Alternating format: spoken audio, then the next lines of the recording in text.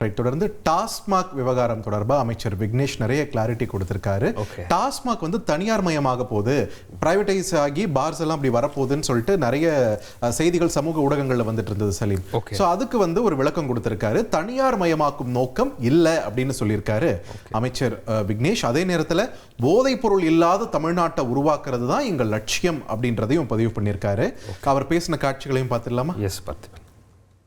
போதை பொருள் இல்லா தமிழகத்தை உருவாக்குவதே தமிழக வெற்றி கழகத்தோட லட்சியம். நம்மளுடைய மாண்புமிகு முதல்வரோட லட்சியம் அதுதான்.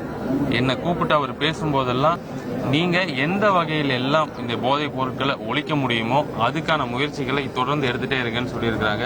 டாஸ்மாக் வந்து தனியார் மயமாக்க போறதா ஒரு தகவல் வந்து சோசியல் மீடியால வந்துட்டு இருக்கு. அது உண்மையால் அது இல்ல, அப்படி எந்த ஒரு அமைச்சர் விக்னேஷ் நிறைய விஷயம் பேசினார் சலீம். அதுல முக்கியமா பாட்டிலுக்கு 10 ரூபாய் கூடுதலா வாங்குற ஒரு குற்றச்சாட்டு முந்தைய திமுக அரசின் மேல தாவேக்கா இதை எந்த அளவுக்கு வலுவா வச்சாங்கன்றதை பார்க்க முடிஞ்சது இல்லையா?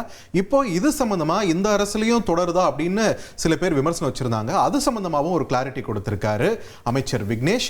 10 ரூபாய் கூடுதலா வாங்கினா நிச்சயம் நடவடிக்கை எடுக்கப்படும்னு எச்சரிக்கை விடுத்திருக்காரு. அது சம்பந்தமாக அவர் பேசின காட்சிகள் பார்த்துடலாமா?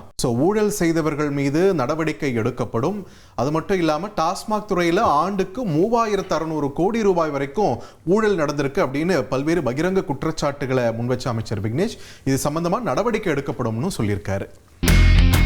இனி செல்லும் இடமெல்லாம் செய்தி. தந்தி டிவியின் வாட்ஸ்அப் சேனலை ஃபாலோ பண்ணினா செல்ல இருக்கும் இடமெல்லாம் செய்தி. இதோ QR கோட் இப்பவே ஸ்கேன் பண்ணுங்க, ஃபாலோ பண்ணுங்க.